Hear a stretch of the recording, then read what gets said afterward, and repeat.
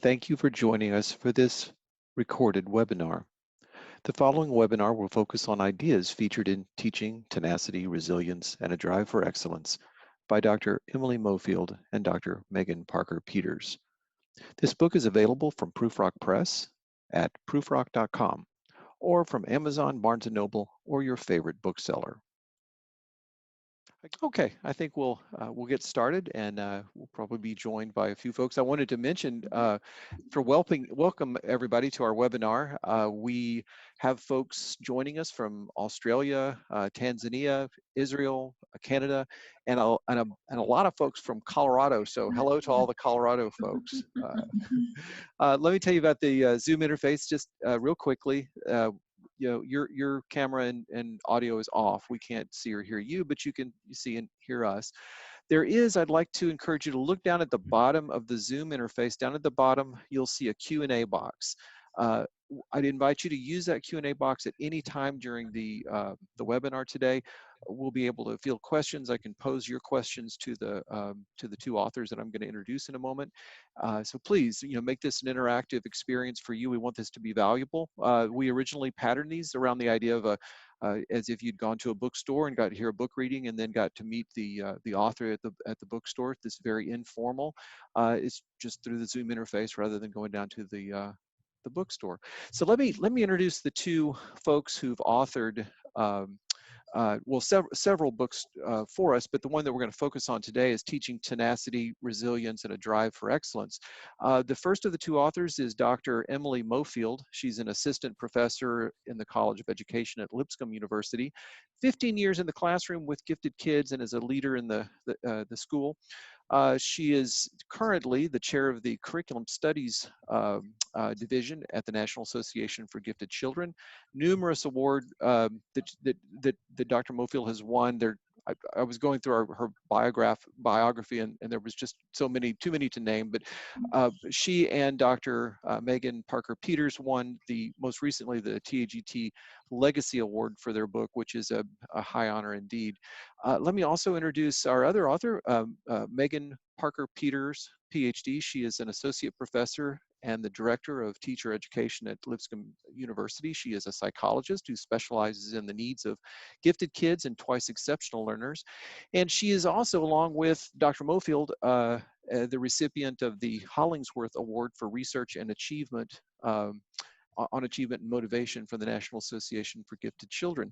So I've asked these two folks to come join us today to talk about this book that they developed. There's upfront matter about teaching tenacity, resilience, and a drive for excellence. But then the majority of this book is lessons that can help kids develop the habits of mind necessary to build those talents and practice them in their lives. So let me turn it over to Dr. Mofield and Dr. Parker Peters to talk a little bit about their book. Yes. All right. So I'll just start out just talking about what inspired this idea. So personally, when I was a teacher in the classroom with middle schoolers, so many times I wanted them to love learning and to see the joy of learning, but they were too afraid to take risks. They were just all upset. They didn't want to do their presentations. They were to like model you in or whatever. They were just fearful. And I thought, I just want to take some time to help shape their minds and help them rethink this. So I did my doctoral research in perfectionism and then started doing research with Dr. Megan Parker Peters with perfectionism and underachievement and different things. And we thought, oh, it'd be great to just put all of this that we have been studying into concrete lessons for teachers with exit tickets, with opening questions, with activities and experiences for students to do and not just sit around and talk about with their teacher. So that's where these ideas came from. And so with my experience with writing curriculum and that being my passion, I was just excited to take on writing out those lesson plans. And then I'll let Megan speak to the rest. Sure. Yeah. So as a psychologist, I took a role in the curriculum of delving into the research. So we wanted our curriculum to have a solid research base to back it up. And each section is based in psychological principles and research, starting with the 20 APA principles for gifted students. And really what we wanted to do is to provide teachers with a resource so that they could understand how our lessons on psychosocial skills connect to the research. So we wanted to provide the why for them in a teacher-friendly way that would be backed by research that they could trust. Mm-hmm. Yes, and I'm going to go on and pull up a presentation where you can see some visuals. We base this book around the talent development model in gifted education, which is basically that, at the schools, we're identifying early potential. We're identifying potential or possibility in kids, that ability. And they're on this trajectory to possibly one day be these creative producers or experts in a field. And what happens along the way, of course, we have to teach about the content, but we know that these psychosocial skills are critical for a child to keep moving on. And so when we say psychosocial, it's a little different from social emotional learning in that it takes more of a positive psychology approach, where we're not really focusing on these major problems that gifted students might have, but we're reframing that and thinking about what skills can we teach them in moving forward. So psycho meaning those mental skills. How do we deal with self-doubt? How do we handle when someone criticizes us? How do we deal with that mentally? And then those social skills, how can we develop the skills of assertiveness so that when you do receive that criticism, you know how to respond in such a way that communicates your needs and wants in a respectful way. Otherwise, as human beings, we often default to passivity. We just ignore it, or we're going to be passive aggressive or even aggressive. So we feel it's important to directly teach those skills. And we're doing this in the early stages of the talent development model. But those are the things like having a positive mindset towards challenges, understanding how to handle the stresses that come our way. And so many of the experts in gifted education agree and support that these are some of the psychosocial skills that are needed to move forward in that trajectory. So these are things like courage, thinking about how students can rebound when they experience setbacks, interpersonal skills, setting goals for personal improvement, thinking about competition. And these are things that directly relate to social emotional learning. So thinking about this trajectory, so in gifted education, we see potential in our identified students, and we want that to actualize into achievement. And so it's not a direct path. We realize that there is this missing piece here that is filled by these non-academic factors that often come in the form of psychosocial skills. So in order to support students to get from potential to achievement, we need to help them learn the appropriate psychosocial skills that they may need. Maybe it's dealing with perfectionism. Maybe it's learning to deal with emotions, learning how to catalyze them rather than allowing emotions to paralyze them. So it may be different for different students, but we want them to see that they can improve these skills so that they can get around the setbacks rather than allowing these setbacks that will inevitably occur on the road to achievement to allow them to be stable. We want them to move forward, and we want to equip them with the tools to move forward. So another thing we'd like to talk about is this idea of mindset. We've seen it all over the place. It's in our schools. We are teaching kids to take those risks. We have our posters in our classrooms like that the brain can grow, and it's a very powerful concept. And our students are hearing this. Yes, learn from mistakes. But when it's all said and done, and you think about this, like, who really gets excited about making a mistake? And when you do step out of your comfort zone and take a risk, but you're still rejected, that you feel a sting of disappointment. So growth mindset is powerful, but you have to have strong emotional intelligence or emotional regulation to be able to handle disappointment, to be able to understand that if you get rejected for something, like, is part of the process, and you have to learn to deal with disappointment and shame. So that's why we feel there's an emotional component to these psychosocial skills, that you have to learn to be comfortable with the uncomfortable. And often what happens when we experience these negative emotions of shame or whatever it is, we just want to avoid those situations. And that's when we see underachievement. But if we can learn to handle that, if we can learn to handle the pain and the sting, and reflect on why we're having those emotions, and actually experience them and deal them and move forward, that's when we can truly embrace and internalize this great attitudes towards challenges. So we like to say emotions can paralyze our achievement or catalyze them. We just have to be aware of them. So we take on a theory of emotional intelligence, and we use Baran's model. And he says that these skills will impact how we act. It impacts intelligent behavior.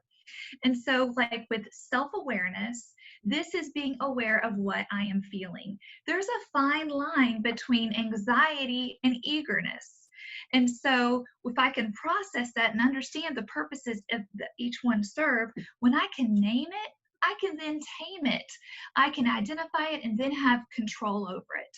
Self-actualization is about pursuing what we find meaningful in our lives. And this is where grit comes in. Grit, we don't have gritty kids. We don't have kids being gritty about standardized tests. It's about what they're passionate about. And that's very individualized. So we have components of our curriculum that address that. Like I said before, assertiveness. We have to teach kids how to effectively communicate what they need and want, and how to be decisive and how to communicate that. Self-regard is about understanding our own strengths and weaknesses, and when we understand ourselves, we can better navigate the obstacles before us. And then reality testing is about thinking, did what I internally experience in my head actually happen in the outside world? Or is this just the story I'm telling myself? So we have lessons in our curriculum that help students identify those assumptions and then test, is this really what happened, or is this just really what you're thinking? So this is how our curriculum is organized. So there are 3 main sections that are all based on a concept. So perseverance, growth towards excellence, and self-awareness. And within each of those sections, you see here a sampling of the topics and skills that are addressed. And the way that this is organized, you can use these skills and lessons in isolation or in a group based upon your students' needs. So for example, if you have student or group of students who really need to focus on building skills to handle mistakes, you could certainly go to that section within growth towards excellence and go to the lessons on handling mistakes. But at the same time, if you want to go through this entire section of growth towards excellence, you feel like that would be great for the group of students you're working with, you can do the entire set. But know that it's not necessary in order to hit one of these specific skills. You can certainly do them in isolation, and you will still be getting a complete lesson. Also, as a curriculum writer and teaching teachers, you have in curriculum, you have essential questions, and then you have big ideas. And so we have these throughout, where there are these broad generalizations that students are constantly connecting their learning to. So this one is, well, what does it take to develop your potential? So we're actually teaching kids about this talent trajectory, and for them to understand, to persevere, you've got to have a purpose there.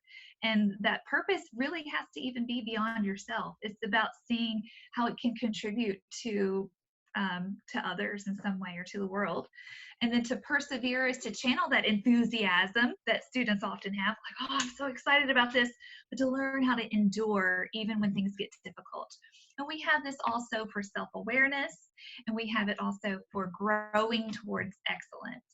I want to talk very briefly about a frame that is visited in some way in every lesson. And all of the strategies fit somehow in this model. And so first, we could look at it as just a portion of being self-aware. Okay, what happened? So that's the situation. The student did not do well at a competition. They didn't win. So then we help identify those thoughts. What are you thinking right now? Tell me what you're thinking. What is your self-talk? Maybe I'm not good enough. Maybe I should quit. I'm not as smart as people think I am. I feel like an utter failure.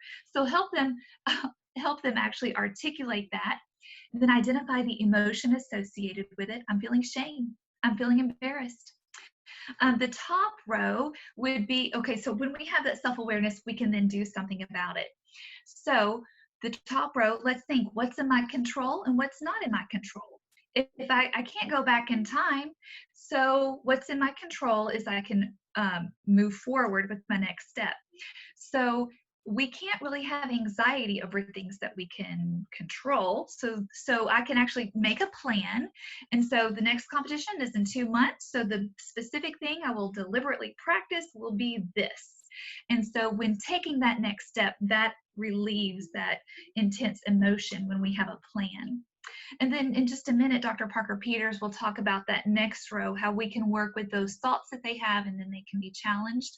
And then the last row, maybe you just need to help them just deal with that emotion then, and then you work through a variety of coping strategies. And that could be anything from taking a walk, calling a friend, distracting yourself for a bit, doing mindfulness practices, breathing, muscle relaxation, that kind of thing, and then that will de-escalate the emotion. So here is one of the strategies that we have shared in the book. We call this SWOT, and so you can think about a fly swatter, but it's an acronym for should, would, automatic thoughts. And specifically, we're thinking about those automatic negative thoughts that gifted students often experience when encountering an unpleasant situation.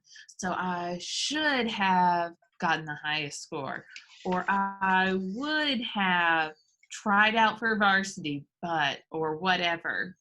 So it's these automatic negative thoughts that come into their brain, and sometimes they're unable to see the situation in any other light. It's one way, the only way. And so the challenge and the job of SWOT is to take that thought and to challenge the student to change the thought, to see it from a different perspective. So we're going to look at the first row example here. So a challenging assignment is given. And so maybe a gifted student has the automatic negative thought, well, I don't want to do this. I might have to work at it. And therefore, people may think I'm not very smart. So it's challenging my identity as a gifted student. Well, what we want is for the gifted student to see that there is more than one way to see this situation. It's not just that way. We can challenge that thought. We can change that thought.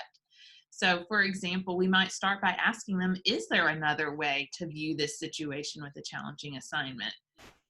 Is there, how would your friends see the situation? Would they question your smartness because you have to put in some effort? Would they think that that's a bad thing? Would they be any less of a friend? Probably not. So we want them to see that there's more than one perspective and more than one way to see the situation. In addition, we want students to think about the associated emotion. So when a student experiences the automatic negative thought of, I don't want to do this, I'm going to have to put in effort, people are going to think I'm not as smart, they're experiencing fear. This is challenging their identity as a gifted student, and that can make them fearful.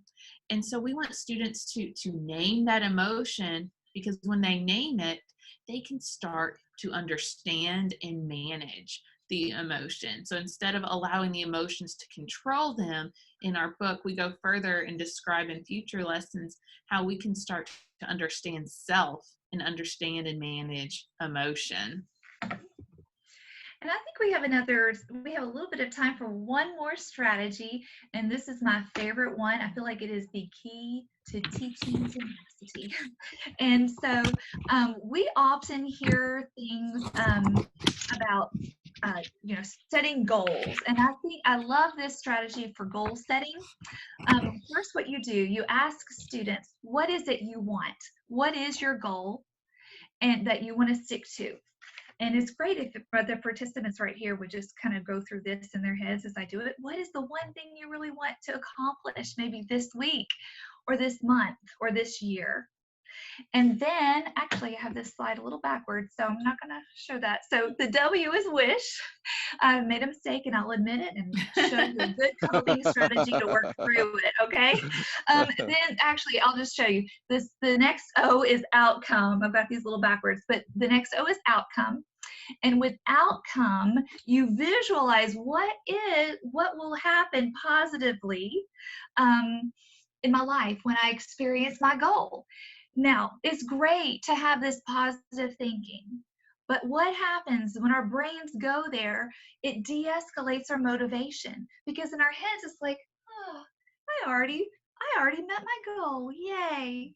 And so what we have to do, we got to get our heads out of the clouds of what the goal is, and then go to the third O, which is really obstacle, and identify the thing that will get in the way. We make the possible failure concrete. And when we make that concrete, we can make a plan, because inevitably something will happen that will get in the way of your goal. And it could be any of these things here. It could be fear. It could be lack of motivation, distraction, insecurity, or that you're just too passive to address the issue. It could be a fixed mindset. It could be things that are out of your control as well. But we'd focus on the ones that we can control. And when we name the obstacle, now we can have control over it and develop a plan for when we see it. So like if I come home and my whole goal is to, be in better shape or whatever, and I'm too tired to run, then my plan is I will immediately put on my tennis shoes and walk out the door. It's already decided in my head. So this is the key to tenacity, because it works with positive emotion, but then it contrasts with a negative emotion with thinking about that obstacle. And when these two things contrast and you think about that obstacle, it kind of makes an angst in your head, like, oh, I want to get over that obstacle. And so that contrast then pushes you and motivates you. Like there's great psychology behind this. It motivates you to want to keep going to achieve your goal. And so there's lots of studies out there that show like this is the key to persevering, is to have a plan for your obstacles. So sorry about my mix up there in the slide, but it's probably good modeling for you to see how to deal with mistakes, since this is what we're doing. But this is officially called mental contrasting with intentional implementation. So all right, so I'll leave it at that, and maybe a time for questions. Yeah, let me invite everyone, if you have a question at this point, if you would click on that Q&A box and you get a little pop-up and you can just text us a question. And while we give folks an opportunity to do so, can you guys talk a little bit about what you do in your book and your thoughts on perfectionism and how that can impact performance? Mm-hmm. Sure. Do you want to take that, Megan? Sure. So we do have a couple of strategies pointed specifically at perfectionism in our book, because we know that even though the research is mixed on whether or not gifted students experience more perfectionism, there certainly is a group that does experience it. So SWOT is certainly one of the strategies that we have in our book. We have another one that is called Buzz Zing Zap. And it's actually more of a game that you can play in your class to normalize the experience of making a mistake and showing students that, hey, there's a sting that's going to last, but it is very short-lived. And just as an example, so what you do is you have students count off in class. And when you get to a 5 or the number has 5 in it, you say buzz. When you get to a number that has 6 or a multiple 6, you say zing. The same 7 for zap. And so inevitably, especially as you start getting to the higher numbers, someone is going to fail to recognize the buzzing or zap that they are supposed to say, or even buzzing if you get really high. And what happens is, yes, someone makes a mistake, and that's okay. They live through it. So yes, it stings for a moment. Yes, you're the person that made the mistake, but guess what? In 5 minutes, we're moving on, and someone else is going to make a mistake. And yes, it's just a small example, but it does normalize the experience of imperfection. And it shows that it's not a lasting casualty on the person, but just a fleeting moment of sting. Mm-hmm. Well, Just like thanks. I modeled for us. So I can't, the next question comes from Patty, and I'm drawing a blank here, and I don't remember this part of the book, but I know it's because she's asking about a specific thing. Would you like to give a specific example of using or the application of the WOOP strategy, WOOP? Yeah, sure. So we can, let's see, let's say a child wants to do better at their piano lessons, or play, like they really want to get better at whatever they're practicing. And so they're now going to visualize, oh, everybody's going to love what I play. They're all going to love this cool song. So that's the wish. And the O, they're thinking through the outcome. So what's the obstacle for the child? So the obstacle has to then be self-aware that, okay, I get really frustrated at these, at when I have to, there's a part that's really hard, and I know I get frustrated. So that's my obstacle, why I'm not going to play this very well. So then my plan is, if I come to a hard part and I feel frustrated, I will keep practicing it. But before moving on, I will practice that little lick that's harder for me. So that's just a small example. I love WOOP because it's applicable for long-term goals like getting out of debt, or just getting better at practicing something like piano. That's great. Thank you. And that's our time. I promised all of us, the authors and the participants, that we try to keep this to 30 minutes because I know how busy everyone is. I so appreciate Dr. Mofield and Dr. Parker Peters for coming and sharing their ideas with us. Your time is super valuable, and I sure appreciate you coming and joining us.